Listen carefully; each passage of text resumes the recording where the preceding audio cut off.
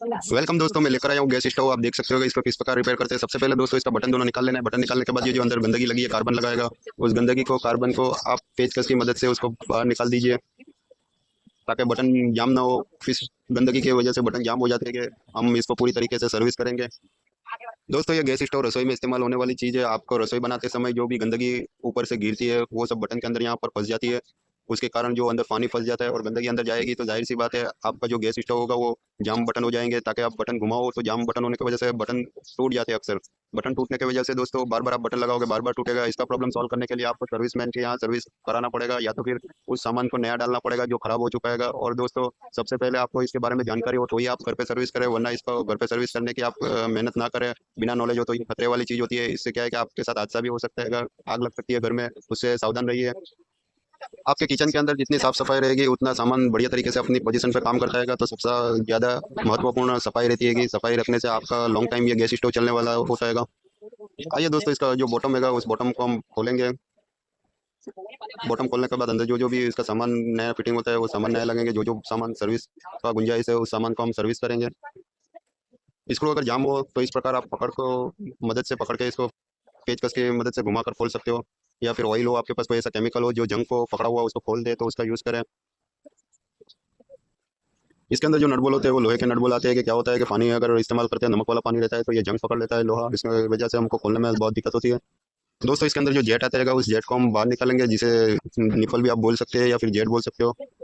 इस जेट को खोलने में दोस्तों उल्टा ना घुमाए। अगर उल्टा घूम गया तो ये जेट होता है वो जड़ में से टूट जाएगा। टूट जाएगा तो आपको जो कॉक होता है ये बटन वाला हिस्सा, इस कॉक को नया डालना पड़ेगा। इसके लिए आप आसानी से आराम से खोले ताकि ये नुकसान ना हो।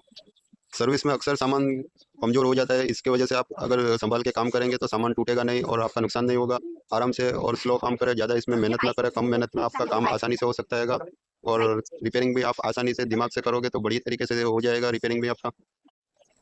आइए दोस्तों इस बटन को बाहर निकालेंगे और अंदर जो स्प्रिंग होता है उसको भी बाहर निकालेंगे। उसके अंदर वाल रहता है, वाल को बाहर निकालेंगे ताकि जो बटन जाम होता है वो एकदम स्लो कर सके। और पूरी तरीके से अंदर जो कार्बन लगाएगा उसको पूरी तरीके से सफाई करे ताकि आपको बटन सर्विस हो जाएगा तो ये लूज हो जाएगा, एकदम नरम हो जाएगा। जैसे आप नया चूल्हा लाते हो उसी प्रकार ये बटन एकदम लूज रखना है, जाम नहीं रखना। अगर बटन जाम होगा तो बार बार बटन टूटने का खतरा रहता है।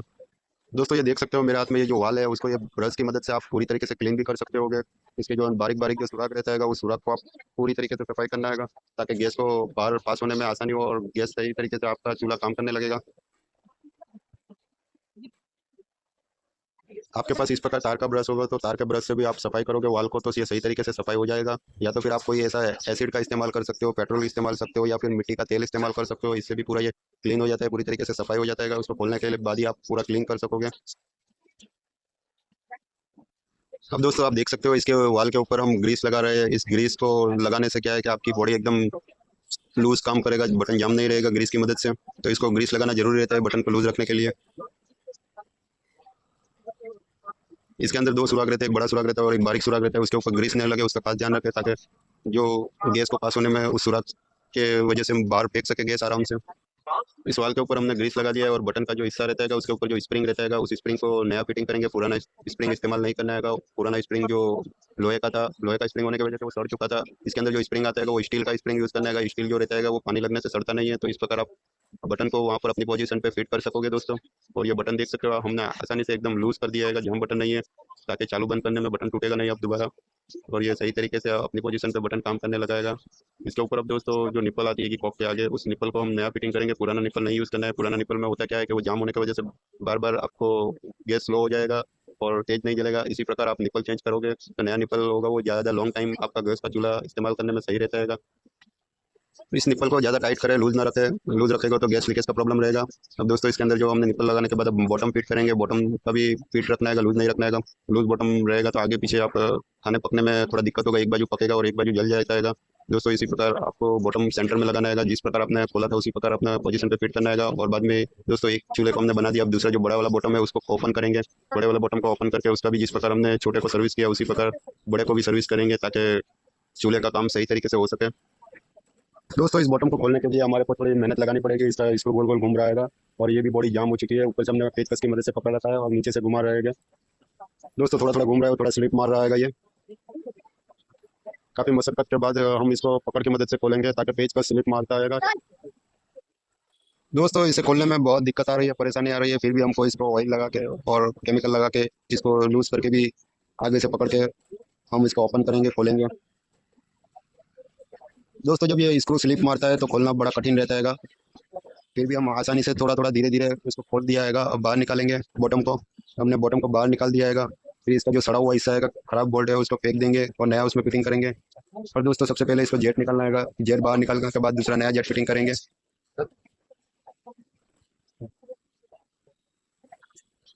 ये भी थोड़ा जेट टाइट है, खोलने में बहुत दिक्कत आ रही है। खुल चुका है जेट। अब इसका बटन जो जाम है उसको हम खोलेंगे, बाहर निकालेंगे बटन वाले हिस्से को, ताकि उसके अंदर सर्विसिंग कर सके, ग्रीस कर सके। ये पेचकस की मदद से उसका एक बारीक छोटा स्क्रू यहाँ पर दिया होता है, उस स्क्रू को भी हम खोलेंगे। इसमें थोड़ी मेहनत तो लगती है सर्विसिंग में, लेकिन मेहनत के बाद ही आपको कोई भी काम में सफलता मिलती हैगी।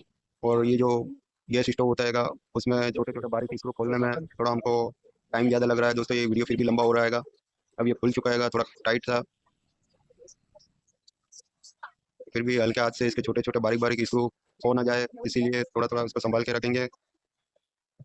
और इसका जो वाल निकाला हमने कॉक का, उसमें भी अंदर ये बड़ा वाला सुराख जाम हो गया है, इसीलिए स्लो जल रहा था। अब इसको भी ब्रश की मदद से हम इसको पूरा सफाई करेंगे, क्लीन करेंगे, ताकि गैस बाहर निकल सके उसके सुराख से। दोस्तों इसके अंदर वाल में दो सुराख होता है, एक बारीक सुराख होता है और एक बड़ा सुराख होता है। बारीक सुराख का काम होता है कि उसको गैस को स्लो पे चलता है, और बड़ा जो सुराख होता है उसके अंदर तेज जलता है। और वाल के ऊपर जो हम ग्रीस करेंगे उससे क्या होता है कि बटन एकदम फ्री चलता है। और जो अंदर कॉक रहता है, कॉक को पूरी तरीके से अंदर कपड़ा डाल के पेचकस घुमा के पूरा सफाई करेंगे। अंदर जो गड्ढा तरीके मेल रखता है, ग्रीस रखता है, उसको क्लीन करेंगे प्रेशर की वजह से, ताकि बाहर निकल जाए जो अंदर कचरा फंसा होगा। अब दोस्तों ये वाल के अंदर हम जो डिब्बी देख रहे हैं उस डिब्बी से ग्रीस करेंगे। दो सुराख होते हैं, उसके आसपास ग्रीस करना है, सुराख के अंदर ग्रीस ना जाए, वो खास ध्यान रखें। और उंगली की मदद से चारों तरफ ग्रीस को घुमा दे, राउंड में सुराख से दूर रखे ग्रीस को, ताकि आपका बटन सही तरीके से लूज काम कर सके। इस वाल कॉक के अंदर वाल जो होता है वो एकदम फ्री घूमेगा, अंदर ग्रीस सही तरीके से होगा। तो इसके अंदर जो स्प्रिंग थी वो स्प्रिंग लोहे की थी, सड़ी हुई थी, तो उसको हमने चेंज कर दिया है। इस डिब्बी में वो स्प्रिंग है जो स्टील की होती है, वो लॉन्ग टाइम चलेगी। दोस्तों स्टील होता है वो पानी की वजह से सड़ता नहीं है। दोस्तों लोहे का इस्तेमाल ना करें, लोहा जो होता है वो गैस स्टोव के अंदर पानी में जो स्प्रिंग होती है सड़ जाती है, टूटने के बाद लीकेज का प्रॉब्लम होता है। इसीलिए दोस्तों अच्छे स्पेयर पार्ट यूज़ करें, जो स्टील वाला स्प्रिंग मार्केट में मिलता है वही स्प्रिंग इस्तेमाल करें स्टील का, ताकि पानी लगने से स्टील होता है वो सड़ता नहीं है, काफ़ी लॉन्ग टाइम चलता है, गैस की वैलिडिटी भी बढ़ जाती है अच्छा सामान डालने से, अच्छा स्पेयर पार्ट यूज़ करने से। और लॉन्ग टाइम चलेगा तो आपका मेंटेनेंस जो खर्चा रहता है गैस स्टोव में वो भी आप बचा सकते हो। दोस्तों आप इस वाल और कॉक के अंदर जो फिटिंग करते होगा उस फिटिंग में कोई लीकेज का प्रॉब्लम नहीं हो, इसके लिए आप यहाँ से जो उसका पाइप होता है फिटिंग करने का उस जगह से चेक कर सकते होगा। अगर वहाँ से लीकेज होगा तो मालूम पड़ जाता है, बटन वाला हिस्से से लीकेज का प्रॉब्लम ना हो, वो खास ध्यान रखें। अब इसके अंदर दोस्तों जेट फिटिंग करेंगे, जिसको निप्पल बोलते हैं। उस निप्पल को यहाँ पर बटन के नीचे के हिस्से में जो कॉक लगता है, कॉक के हिस्से में ये यहाँ पर फिटिंग होगा निप्पल। दोस्तों आप इस निप्पल के अंदर टेफ्लॉन भी यूज़ कर सकते हो। अगर निप्पल लूज बैठ रहा है तो टेफ्लॉन जो होता है उसको लीकेज ना होने देगा और पकड़ के रखेगा, निप्पल को लूज नहीं रहेगा, अगर टेफ्लॉन का सपोर्ट इस निप्पल में मिल जाए तो।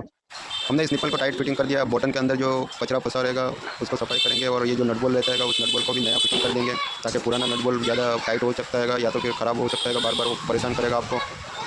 तो बेहतर रहता है कि नया नट बोल्ट बॉटम के अंदर फिटिंग कर दे, ताकि उसका सपोर्ट सही तरीके से फिटिंग हो जाए और काफ़ी लॉन्ग टाइम तक ये आपको कोई दिक्कत ना दे। अब ये 2 नंबर का जो बॉटम है, बड़ी साइज वाला बॉटम है, उसको भी इसके नट बोल्ट के सपोर्ट में फिटिंग कर दे। फिटिंग इस तरह टाइट करना है कि ढीला ना रहो, आगे से करो या पीछे से फिटिंग करो, दोनों तरफ से कंप्लीट फिटिंग होना चाहिए। आप देख सकते हो हमने इस चूल्हे को ऑलरेडी ठीक कर दिया है, इसमें जो जो प्रॉब्लम था वो सॉल्व हो चुका है। अब नया बटन इसमें लगाएंगे। दोस्तों नया बटन इसमें छोटी बड़ी साइज़ आती है, आप पहले चेक कर ले कि कौन सी साइज़ इसमें लगेगा, जो सही साइज़ हो उसी फिटिंग करें, बटन लूज ना रहे, उसका खास ध्यान रखें। दोस्तों इसमें बटन हर बटन लूज रहता है, तो इसका जो स्प्लेंडर होता है उस स्प्लेंडर को यहाँ से खोल दे, छोटे स्क्रू को बाहर निकाले और दूसरा स्प्लेंडर डाल दे, ताकि नया स्प्लेंडर फिटिंग रहेगा और बटन भी फिट हो जाएगा। पुराना घिस जाने की वजह से उसमें जो बटन का फिटिंग होता है वो बटन का फिटिंग बरोबर से नहीं हो रहा है, लूज रहता है। इसमें क्या होता है कि लूज बटन ऑन करने पर गिर जाएगा, हाथ में आ जाएगा। इसी वजह से दोस्तों इसका स्प्लेंडर चेंज करके नया उसमें बटन फिटिंग कर देंगे, स्प्लेंडर नया आ जाएगा, दोनों सेम हो जाएगा फिटिंग और लूज नहीं रहेगा, ताकि रसोई पकाने में कस्टमर को आसानी हो, बटन घुमाने में हाथ में बटन नहीं आएगा और सही तरीके से इसका फिटिंग होगा। बटन के नीचे के हिस्से में स्प्लेंडर लगता है जो पीतल वाला होता है, वो अंदर से ज़्यादा यूज़ करने पे बैठ हो जाती है बॉडी अंदर दब के, इसीलिए बटन लूज रहता है। अगर नया स्प्लेंडर लगाओगे तो वो लूज नहीं रहेगा। हमने स्प्लेंडर तो लगा लिया, अब घुमा के चेक करते हैं सही तरीके से ये घूम रहा है, अपनी पोजीशन पे काम कर रहा है। अब इसके अंदर दूसरा वाला नया बटन फिट करेंगे, देखो अब टाइट फिट हो चुका है, बटन लूज नहीं रहेगा। हम बटन को घुमा के एक्सेप्ट करते हैं कि ये सही तरीके से हो चुका है। दोस्तों ऑलरेडी ठीक हो जाने के बाद हम इसको जला के आपके सामने चेक करेंगे कि इसका जो फ्लेम रहता है वो कैसा फ्लेम होगा। आप देख सकते हो ये सर्विस होने के बाद सही तरीके से जल रहा है। ये बड़ा वाला सही हो गया, अब छोटा वाला को चेक करेंगे। ये छोटा वाला भी सही तरीके से जलने लगाएगा, इसका फ्लेम सही हो चुका है। दोस्तों इसी प्रकार सर्विस किया जाता है गैस स्टोव का। आप देख सकते हो दोनों सही तरीके से अपनी पोजीशन पे काम कर रहे हैं। थैंक यू दोस्तों। अगर मेरे चैनल में आप नए हो तो सब्सक्राइब करें, लाइक करें और शेयर करें और कमेंट जरूर करें। आपको भी कोई सवाल हो तो आप मुझसे पूछ सकते हो मेरे कमेंट